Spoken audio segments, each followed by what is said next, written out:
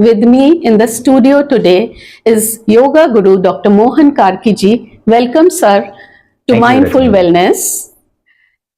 Guruji is a national and international level yoga teacher and a naturopath.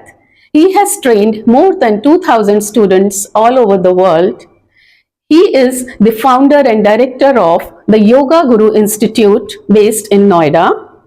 He has been the lead examiner of the exams undertaken by the Ayush Ministry. He is also the visiting faculty at the Reserve Bank of India, Delhi, Indian Oil Corporation, and Delhi Development Authority. Welcome, sir. Thank you, Rachna ji. So today, to begin with, sir, हम ये पूछना चाहते हैं कि योग आप आम लोगों को किस तरह अपनी भाषा में समझा सकते हैं जिससे कि लोग ज्यादा से ज्यादा लोग इसको समझकर इससे कनेक्ट कर सकें। योग अगर शाब्दिक अर्थ के हिसाब से देखते हैं तो योग का मतलब जोड़ना होता है, और इसके भाव को समझने की कोशिश करें तो योग का मतलब जो जोड़ना है, ये हमारे शरीर, मन, चित्त, चेतना के बीच में एक संयोग, एक उत्तम संयोग की अवस्था है। ऐसे में जब आप मन, चित्त और चेतना के स्तर को ऊंचे लेवल पर ले जाने के लिए काम करते हो तो सबसे पहले शरीर के ऊपर इसका अच्छा प्रभाव पड़ता है। जब आप साधना शुरू करते हो सबसे पहले आपका शारीरिक स्वास्थ्य अच्छा होगा, धीरे धीरे आपका एनर्जी लेवल बढ़ेगा, आपका मेंटल और इमोशनल लेवल अच्छा होगा। जब आपका शारीरिक, मानसिक और भावनात्मक स्वास्थ्य अच्छा होगा तो आपका जीवन आनंदमय होगा। इसीलिए आप योग में जो अभ्यास किए जाने वाली साधना पद्धति है, चाहे वो आसन हो, प्राणायाम हो, ध्यान हो, इनका रूटीन अभ्यास करेंगे तो आप अपने जीवन को पूरी तरह से ट्रांसफॉर्म कर सकते हैं। बहुत अच्छी तरह आपने एक्सप्लेन किया, मुझे उम्मीद है सभी लिसनर्स इसको समझेंगे। दूसरा प्रश्न मेरे मन में ये उठता है कि अक्सर लोग योग को कई अलग अलग प्रकार से देखते हैं, तो क्या योग की पद्धति एक ही तरह की है या कुछ अलग तरह प्रकार के योग किए जाते हैं? योग के साधना पद्धति अलग अलग ऋषियों ने अपने अनुभव के आधार पर इसको प्रमोट करते समय अलग अलग ऋषियों के अपने अपने इंक्लाइनेशन के आधार पर, अपने अनुभव के आधार पर मुख्य रूप से 4 प्रकार के योग साधना पद्धति को प्रमुखता से प्रचार किया गया। अगर इसको देखेंगे तो सबसे पहले कर्म योग सिद्धांत है, जिसमें हमारा तो कर्म ही हमारे जीवन के सभी उपलब्धियों का एक आधार बन सकता है और हमारे जीवन को उत्कर्ष तक ले जाने का माध्यम बन सकता है। ऐसा साधना पद्धति को कर्मयोग साधना कहते हैं। ऐसे ही राजयोग है और ज्ञान योग है और फिर भक्ति योग है। इस तरह से मुख्य रूप से 4 साधना पद्धति है, और इसके साथ साथ इसकी ब्रांचेज के रूप में हठ योग साधना, कुंडलिनी साधना, लय साधना, नाद साधना, ये अलग अलग साधना पद्धति भी है, लेकिन मूल में 4 ही योग के प्रकार हैं। थैंक यू, बड़ा अच्छा आपने हर प्रकार के योग का अलग अलग पद्धति को समझाया व्यूअर्स को। सर, हम आजकल अक्सर सुनते हैं राजयोग, तो राजयोग क्या है और क्या ये अष्टांग योग, राजयोग एक ही चीज है या इसमें कुछ भिन्नता है?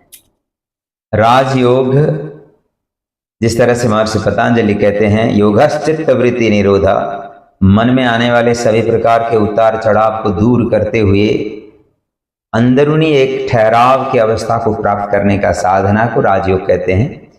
और राजयोग के उस उच्चतम अवस्था को प्राप्त करने के लिए महर्षि पतंजलि द्वारा प्रतिपादित एक अष्टांग साधना जिसको हम कहते हैं, ये पद्धति है जिसमें यम, नियम, आसन, प्राणायाम, प्रत्याहार, धारणा, ध्यान, समाधि समावेश है। तो राजयोग के एक तरह से मूल जो अभ्यास पद्धति है, इसमें अष्टांग योग ही आता है। हालांकि इसके अलावा भी स्वामी स्वात्माराम जी ने राजयोग की अवस्था को प्राप्त करने के लिए हठ योग साधना, चतुरंग साधना दिए।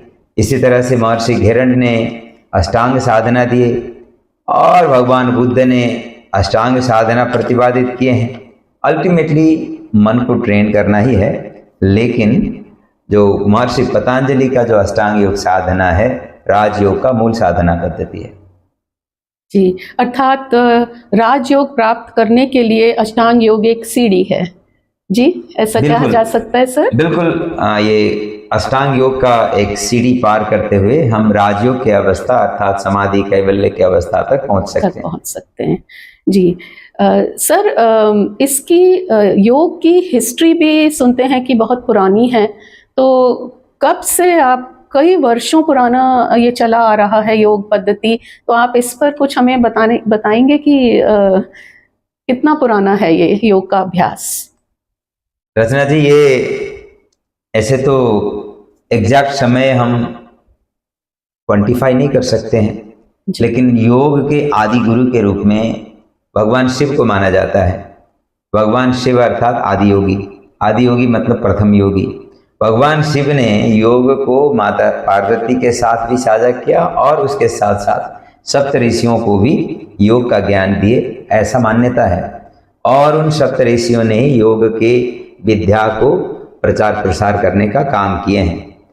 और महर्षि पतंजलि के समय तक पहुँचते पहुँचते दुनिया में लगभग 1600 प्रकार के योग साधनाएं हुआ करते थे, साधना पद्धति हुआ करते थे, ऐसा मान्यता है। जिस तरह से अभी एलोपैथिक मेडिसिन में स्पेशलाइजेशन का सिस्टम है जी, इसी तरह से योग में भी स्पेशलाइजेशन, कोई प्राणायाम कर रहे हैं, कोई व्यायाम सेंट्रिक योग कर रहे हैं, कई शोधन सेंट्रिक योग कर रहे हैं, कोई ध्यान समाधि सेंट्रिक योग कर रहे हैं, इस तरह का चल रहा था। तो महर्षि पतंजलि ने इसको ऑर्गेनाइज करने के लिए योग सूत्र का रचना किए, और ये रचना किया हुआ जो पुस्तक योग सूत्र है, इसको योग विषय पर सबसे पुराना आज के समय में उपलब्ध ग्रंथ के रूप में माना जाता है। और इसके साथ तो बहुत सारे अन्य ग्रंथ हैं, लेकिन महर्षि पतंजलि ने 5000 साल पहले लिखे हैं। 5000 साल पहले लिखा हुआ पुस्तक से पहले के भी एविडेंस मिलते हैं, जैसे मोहनजोदाड़ो या हड़प्पा सिविलाइजेशन के जो अवशेष मिलते हैं, उन अवशेष में भी योग के मुद्राओं का उपलब्ध होने से ये स्पष्ट होता है कि ये जो मोहनजोदाड़ो सिविलाइजेशन या हड़प्पा सिविलाइजेशन के जो एविडेंस है लगभग 10,000 साल पुराने हैं, वो कार्बन डेटिंग से प्रूव होता है। तो इट मीन्स 10,000 पहले तक एविडेंस बेसिस पर भी हमें इसका हिस्ट्री पता चलता है, लेकिन इसका शुरुआत तो ह्यूमन सिविलाइजेशन के साथ, आदि योगी शिव के साथ ही शुरू हुआ है।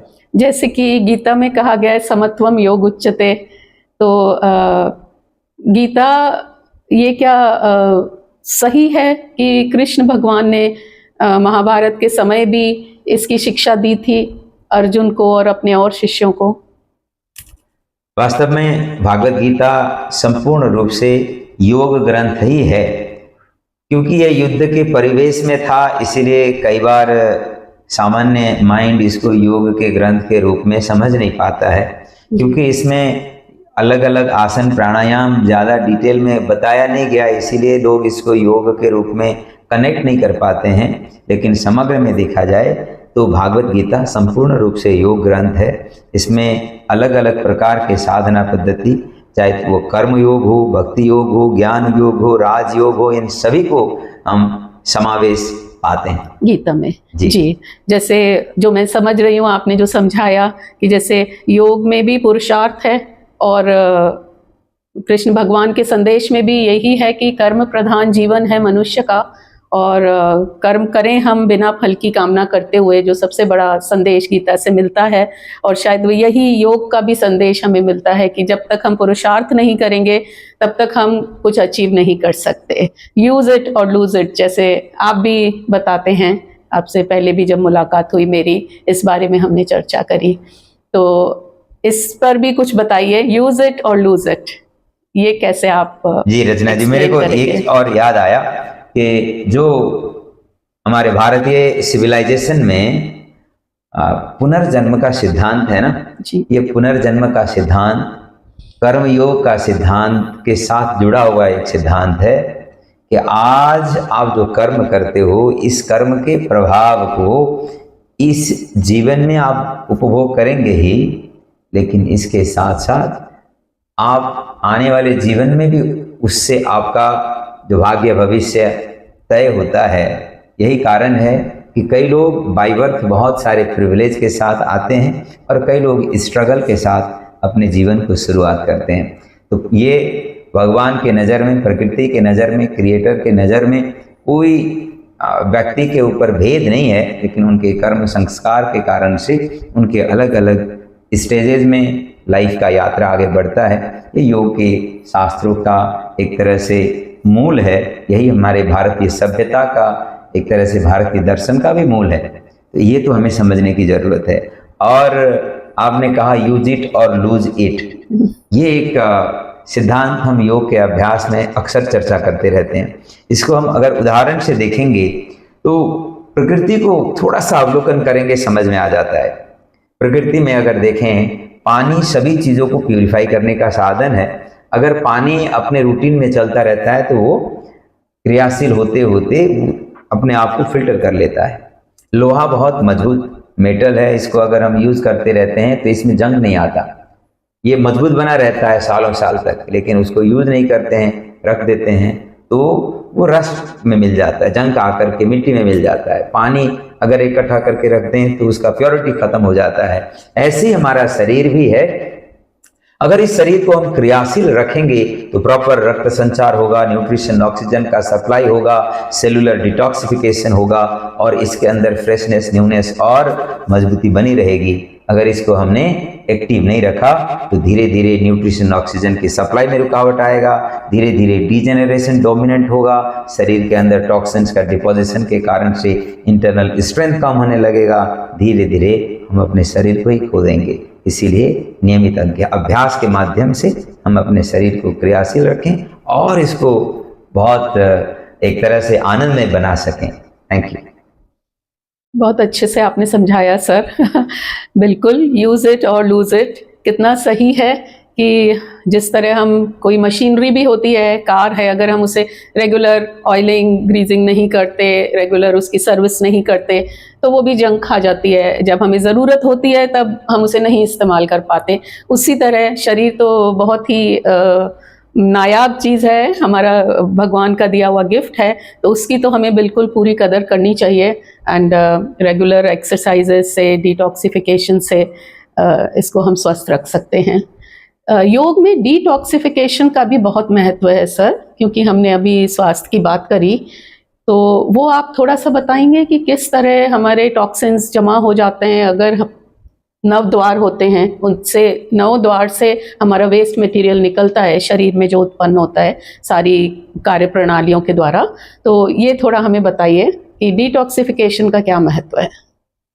योग में डिटॉक्सिफिकेशन को बहुत महत्व के साथ देखा जाता है और षटकर्म साधना पद्धति है। शरीर के नेचुरल डिटॉक्स प्रोसेस में अगर किसी कारण से रुकावट आ गया और शरीर के अंदर टॉक्सिन का मात्रा बढ़ गया तो उस टॉक्सिन को शरीर से निकालने के लिए षटकर्म का अभ्यास किया जाता है। योग में ही नहीं, सभी प्रकार के जो प्राकृतिक चिकित्सा की पद्धति हैं, आयुर्वेद चिकित्सा पद्धति हैं, इन सब में डिटॉक्स के ऊपर बहुत जोर दिया जाता है और डिटॉक्स के माध्यम से पूरे शरीर को ट्रांसफॉर्म कर सकते हैं। अब प्राकृतिक रूप से देखें तो हमारे शरीर के अंदर 9 डोर होते हैं, 9 द्वार होते हैं, जिसको हम नवद्वार कहते हैं। 2 आंख, 2 कान, 2 नाक, मुख, ये 7 हो गए, और एनस और जेनाइटल, ये 9 ऑर्गन्स, 9 डोर शरीर के अंदर से जितने भी मेटाबॉलिक एक्टिविटीज के प्रक्रिया के समय में एक्सेस चीज़ें वेस्टेज के रूप में निकलते हैं, इन सब का डिटॉक्स करने का काम करते हैं। इसके साथ साथ स्किन अपने आप में थर्ड लंग्स के रूप में भी हम इसको लेते हैं। स्किन के भी बहुत सारे पोर्स है, करोड़ों अरबों पोर्स के माध्यम से भी शरीर अपने आप को शोधन करती है, डिटॉक्स करती है। तो डिटॉक्स का एक प्रक्रिया है। लेकिन कई बार हमारे खान पान में गलती के कारण से, रहन सहन में गलती के कारण से, बहुत ज़्यादा तनाव के कारण से हमारे शरीर का हीलिंग, रिपेयरिंग, मेंटेनेंस और डिटॉक्स का सिस्टम सही ढंग से काम नहीं करता है। ऐसे में योग में अभ्यास किए जाने वाले षटकर्म की क्रियाएं, नेति, धौति, नौली, वस्ती, कपालभाति, त्राटक जैसे अभ्यास की आवश्यकता पड़ती है। बहुत सुंदर। सो सर, कपालभाति एक क्रिया है या प्राणायाम है? ये भी लोगों को कंफ्यूजन होता है अक्सर। देखिए रचना जैसे जी, त्राटक भी है, त्राटक हाँ। को भी कुछ लोग प्राणायाम या ब्रीदिंग एक्सरसाइज में काउंट करते हैं, कुछ लोग क्रिया में काउंट करते हैं। देखिए रचना जी, इसमें नाम या इसको आप क्रिया के रूप में लें या प्राणायाम के रूप में लें, ये बहुत मैटर तो करेगा नहीं। जी फिर भी क्योंकि इसमें हम प्राण ऊर्जा को एक हिसाब से एनालाइज करते हैं, महर्षि पतंजलि के परिभाषा को देखते हैं, तो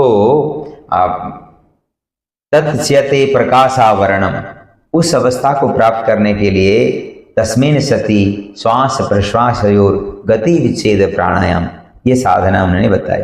श्वास प्रश्वास के गति के विच्छेद का साधना। अब कपालभाति करते समय भी श्वास प्रश्वास का सामान्य गति में तो परिवर्तन होता ही है, जी बिल्कुल। इस हिसाब से अगर कहना चाहें तो कह सकते हैं। लेकिन अब हठ प्रदीपिका, घेरंड संहिता जैसे शास्त्र में देखेंगे तो प्राणायाम कुंभक सेंट्रिक बताया हुआ है जी। तो अब इसमें कपालभाति में कुंभक इन्वॉल्व नहीं है, नहीं। इसीलिए कई लोग इसको कुंभक के रूप में न होने के कारण से ये वनली क्रिया है बोलते हैं। जी। तो ये सामान्य देखने का नजरिया है। अब हमें इससे कोई बेनिफिट में परिवर्तन नहीं होगा, फर्क नहीं पड़ेगा। इसीलिए आप जिस तरह से आपने सीखा है उसी हिसाब से इसको आगे बढ़ाएं। आप किसी भी रूप में, किसी भी नाम से इसको रूटीन में अभ्यास करें, इससे बहुत लाभ होगा। डिटॉक्स होगा, मेटाबॉलिक रेट बढ़ेगा, हार्मोन इंप्रूव होंगे। प्रसर्धना विधारणाभ्यम व प्राणस्य, प्राण का निरंतर प्रसर्धन के साधना से शरीर, मन, चित्त, चेतना सब धुल जाते हैं। इसीलिए कपालभाति नियमित करें, वो ज़्यादा महत्वपूर्ण है। बहुत अच्छी तरह आपने आज जो कॉन्सेप्ट्स हमने उठाए उनको इतनी सहजता से हमारे सभी सुनने वालों, देखने वालों के लिए एक्सप्लेन किया है। और फिर अगले एपिसोड में आपके साथ फिर उपस्थित होंगे हम इसी जगह विद माइंडफुल वेलनेस पॉडकास्ट में। Thank you very much sir. Thank you Rachna ji, नमस्ते। नमस्ते।